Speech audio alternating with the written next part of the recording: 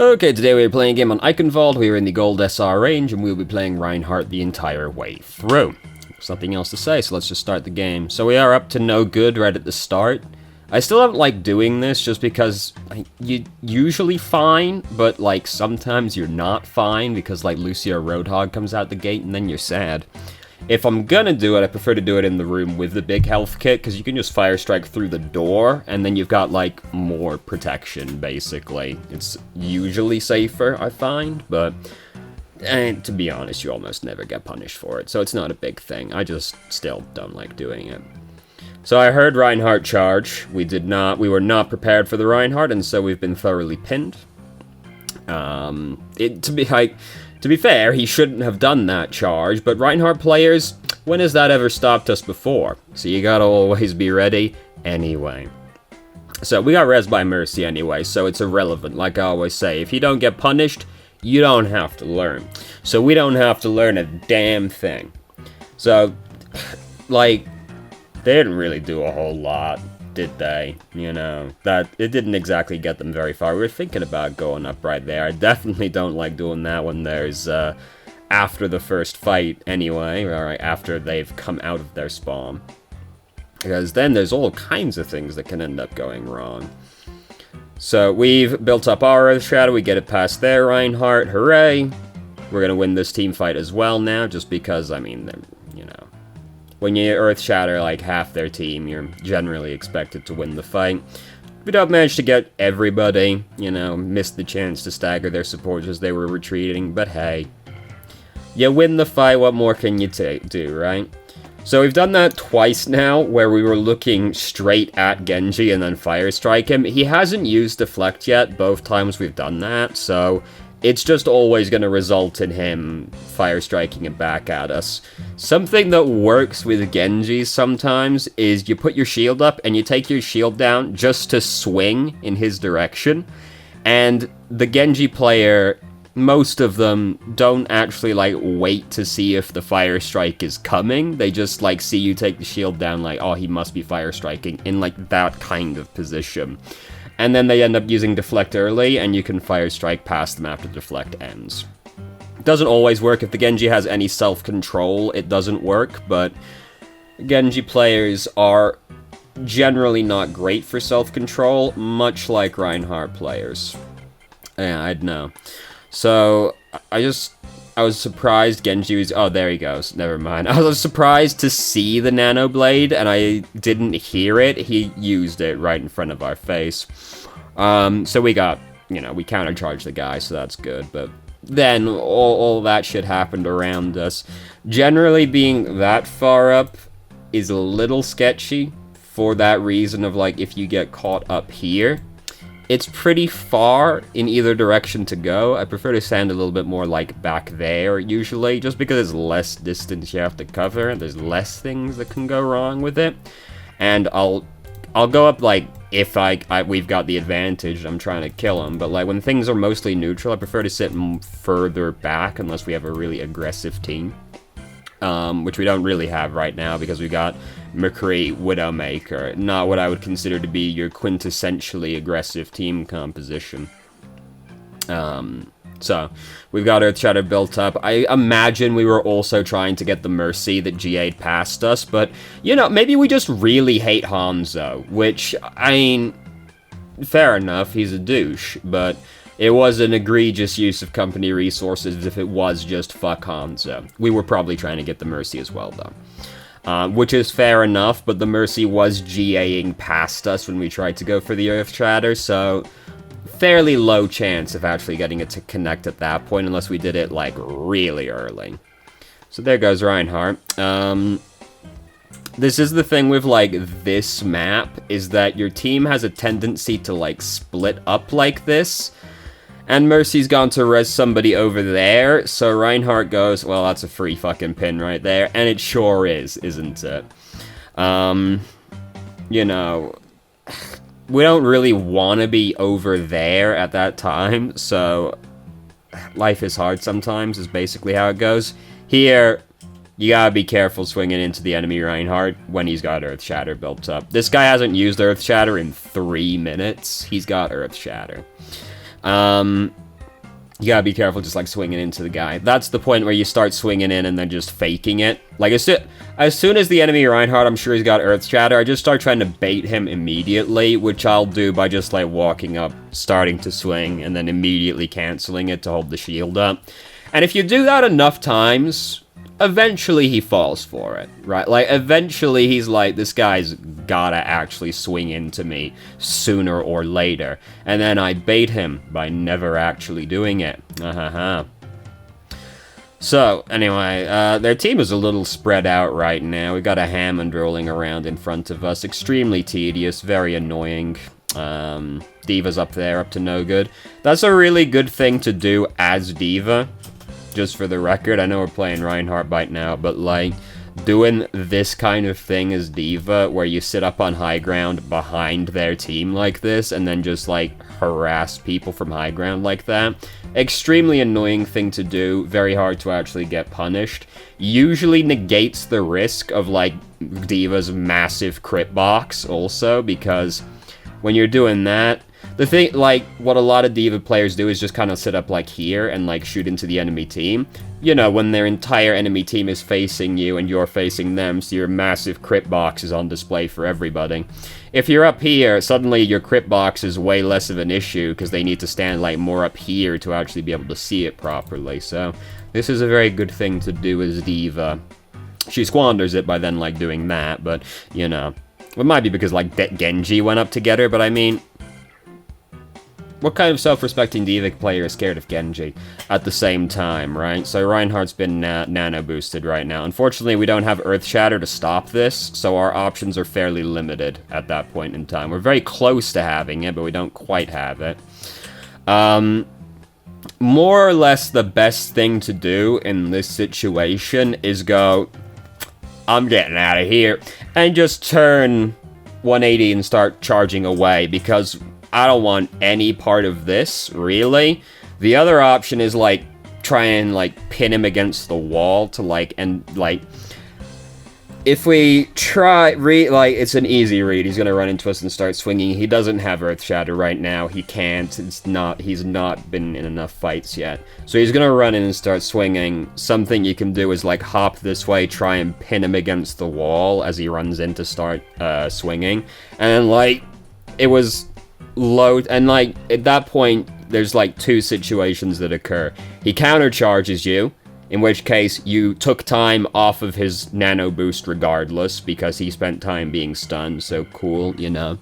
Or, the best case scenario is we pin him against the wall, that gives us enough to Earth Shatter him, he's gonna keep swinging because he's nano boosted, so then we pin him against the wall, take like a step this way, turn, Earth Shatter him, and hopefully someone else is there coming up behind him.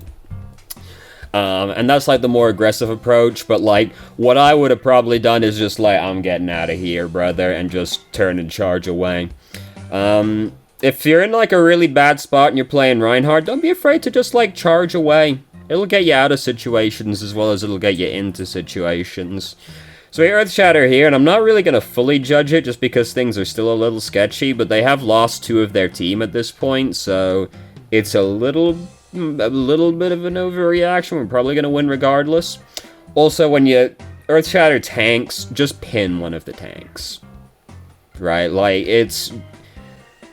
if your team helps you, swinging into them can be better, but, like, just pin one of the tanks. Don't even, like, take the risk. Just, like, get that fucker's health down as fast as you can. So, anyway, we managed to fend them off. As we can see by looking at the UI, they've got a pretty beefy ult lead on us right now. Fortunately, they don't have Dragon Blade and Nano Boost right now, but Ana builds a, like, Ana being at 30% charge is like another hero being at, like, 60% charge, right? By the time I've even finished that sentence, she's already at 60% charge, right? Like, Ana charges ult so fucking fast. To be fair, most healers do, if they've got, like, really big healing output like that. I was busy thinking about, you know, pastries mostly, so I got really just... we tried to countercharge him, but we got booped out of the way. Life is hard. Because the Earth Shatter happened, I was like, oh god, what a disaster, we fucked up. We tried to countercharge, but Hammond booped us around him. That's one of those things you're allowed to just go... unfortunate, you know, unlucky, Hammond did that right as Reinhardt was charging, because we tried to countercharge him, which is the thing you want to do, but we could have waited. The thing to say is we could have waited for him to be closer than that before we go for the countercharge, because ideally you countercharge... Sorry, I banged the table right there. Ideally, you countercharge the enemy Reinhardt as close to your team as you possibly can. Because then it's safer for you, it's more dangerous for him, you know. The risk is that, like, basically if you get too greedy, you get pinned anyway. There can be more risk with, like, CC and his teammates helping him and react, but, like, you generally want to wait for them to be as close to you as you possibly can. But we can mostly just go unlucky. So we've got Earth Shatter built up. We only need to win one fight now. We shouldn't have done that. Like, don't use the Fire Strike. We've already got Earth Shatter built up. We are thoroughly up to no good right now. Ah, we squandered it. We squandered... Oh, we actually managed to countercharge that. I thought we were still going to be in the Fire Strike. Very greedy play, you know. The sad thing is it would have worked. We just got a little bit too excited and tried to Earth Shatter the Ana when she's right next to the doorway, and then didn't really convert into anything. We still won regardless. Like I always say, you don't get punished, you all have to learn. We shouldn't have really gone for the play at all, but it would, you know, it would have worked if we were a little bit more patient in actually pushing the button. So, you know, if it works, right? That's the important thing. What's the difference between playing aggressively and feeding? If it works, is the only functional difference. So Hammond just did that to us. This is very exciting news for us, to be honest, that their team is Hammond Sigma. Sigma can't match us, like, toe for toe, just walking at him. The problem there is we got a little too excited. A little too excited. I suppose I'll say this, is you can pin a Hammond in this situation. Things have to go kind of well for it to work out, like, physics-wise, it can fuck you up, but, like, if you just start charging, he's coming right at us, and there's a way to make it safe as well. Because what usually happens, if you do it right, is you'll hop back a little bit, aim roughly at this corner, and try to pin him as he comes past, because this guy's not stopping. He's barreling at us full tilt. So if we hop back, aim at this wall over here, best case, we pin him against the wall right here, get a bunch of ult charge out of it, maybe kill Hammond, right? Worst case scenario, because we're aiming for this corner right here, is we waste charge, right? Like, this is not a risky place to end up landing, so sometimes it gets you the kill on the Hammond, a lot of the time it just gets you some ult charge, and worst case, you wasted charge and ended up pinning the wall. You know, because you're still aiming for, like, a safe spot regardless, and the Hammond, if you don't get him, he's gonna push you further away from their team anyway, so it's usually totally free to go for. Now we're just getting too excited and, like, hopping right at them. Our shield breaks like that.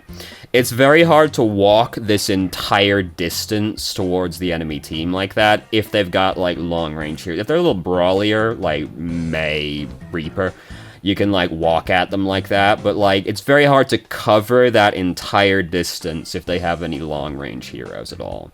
So it's usually better with Eichenwald to go left and then push from over there instead, because you've got cover that you can use. Because, like, the thing, like, people love trying to push up that way. It's a really big open expanse to cover all that space, right? Like, you have to start walking from, like, right here is the best you get, really, unless you're going to try and go through that doorway, which is the other option that we'll get to in a second. Like, just marching at them like that, that's a long open space right there. You can do it if you have a Lucio that's going to amp up his speed boost. You'll be able to just zoom right at them. This is not the situation we're in. So it is better to, if we want to go that way, it's better to come through the doorway over here, because you have to cover less distance, and there's the car over there as well that you can use as cover as well. But if they've got a longer range team, like, you know, that is kind of annoying, well, that and that as well. Pretty long range overall. It's gonna be better to just go this way and then push up from there, because you have to cover significantly less distance, essentially. Because you're gonna lose your shield going through here, you know, you're not gonna get through this unscathed. and then you can regroup by the clock tower or the wrecked vehicle, and then you can just push up from there. You have to cover significantly less distance in open space. Like, just marching at the enemy team is very hard like that. So, we really want the fire strike through this. The thing is that I'm much more excited by the prospect that someone just put themselves in that room. McCree went into that tiny room. He's not come out. He's still in that tiny room. Baptiste was actually in there as well. So we're, like, really focused on getting the fire strike through that amplification matrix. There's no guarantee that works, right? Especially when we have to wait 3 seconds to do it. But what is basically free is if we just march in there and start beating McCree and Baptiste to death instead. I only knew McCree was in there. I didn't know Baptiste was going to go in there as well. Just beating McCree to death is, like, pretty free. Rather than going for the fire strike through the amplification matrix. It's great if it works, but you've got no guarantee, right? So that's the thing with it. Here we should just charge away. Both our healers are dead. We're pretty fucked. Like, we probably don't get away. There's a main! Oh, no! Oh, we almost got away. What a disaster. I was gonna say we probably don't get away regardless. We almost did, but there was a mine. How tragic. Alright, I imagine the response in-game was probably the exact same one that I just had to that situation. Oh, fuck, it's mine! Mere seconds before hitting the mine. How unfortunate. So now, this is the better angle to approach from. Hammond's doing that, you know, inconvenient, whatever. We could wait to try and pin him as he comes back round again. Because Hammond players are very predictable. You know, they do that, they charge back through again a couple seconds later. You can pin him on the rebound. Sigma started using his ult, little did he know. Blizzard took his ultimate out of the game. I think that is one of the most egregious nerfs that they've ever committed, to be honest with you. I think that making Sigma's ult so ludicrously easy to interrupt is one of the most egregious nerfs ever. I barely ever see Sigma get his ult off anymore. It's ridiculous. I'm not gonna dispute the fact Sigma probably deserved more nerfs. That is not the nerf I would have gone with. That, like, the wind-up on Sigma's ult is so fucking long, dude. And, like, if you're gonna get a good angle on Gravitic Flux, a lot of the time you have to, like, make a kind of aggressive move. I think that nerf to Sigma is so egregious, and I hope they walk it back, because, Jesus Christ, dude. It's so easy to interrupt Sigma now. So we managed to Earth Shatter both their supports. Fantastic, excellent, best result we could possibly ask for, basically. Well, no, obviously we could ask for more. We could ask for Earth Shattering all 6 of their team, right? But just Earth Shattering both their supports. Shit, dude, that's a 1 fight right there.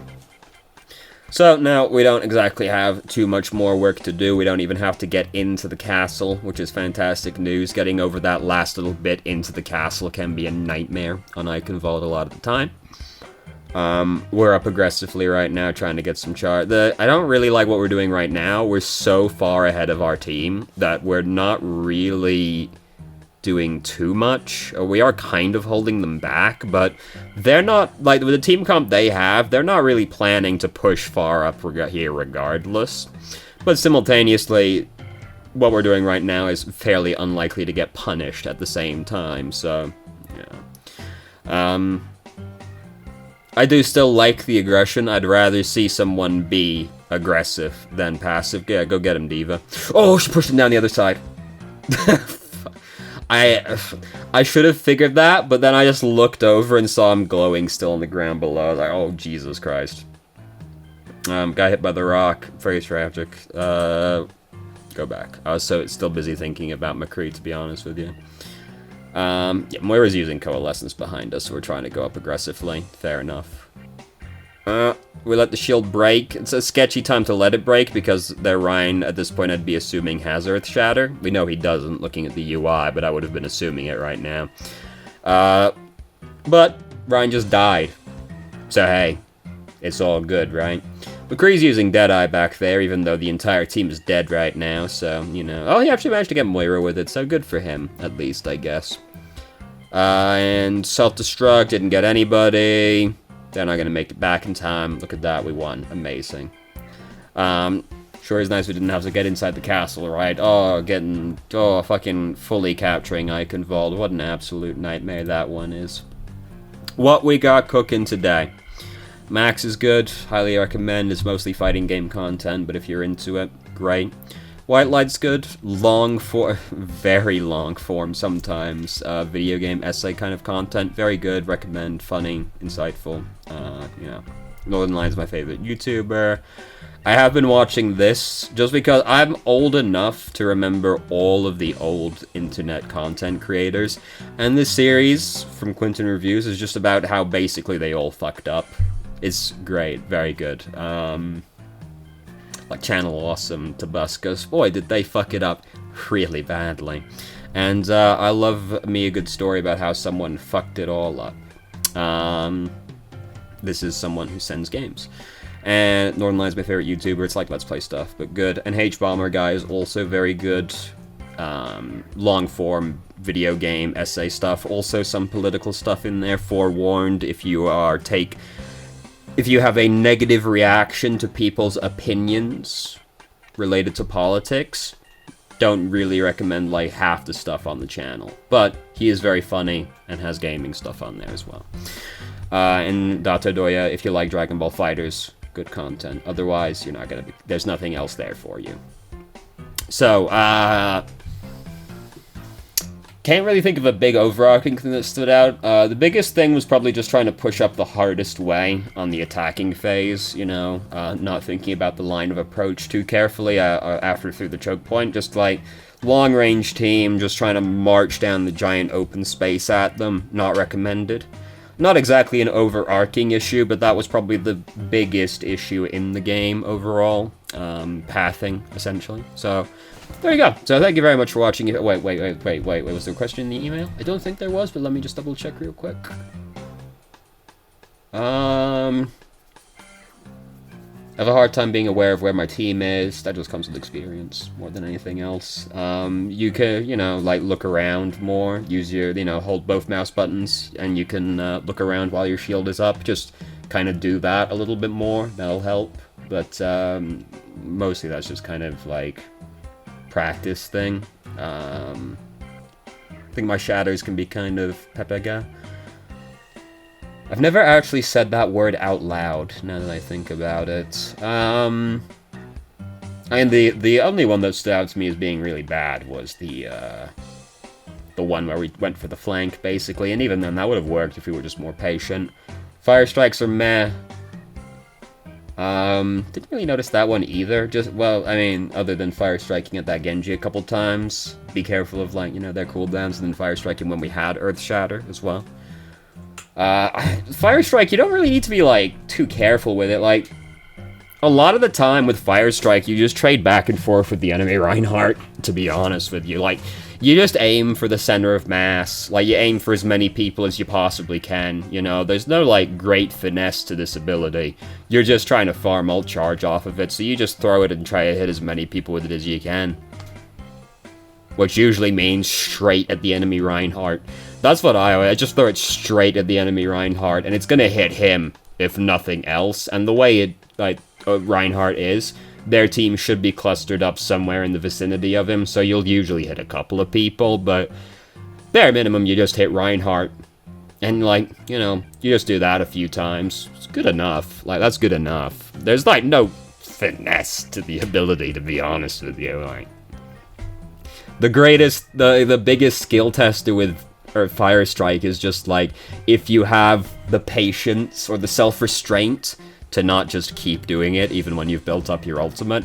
I lack that skill. I throw Fire Strike when I have Earth Shatter built up all the time. Do you know why? The hit marker sound effect is really satisfying.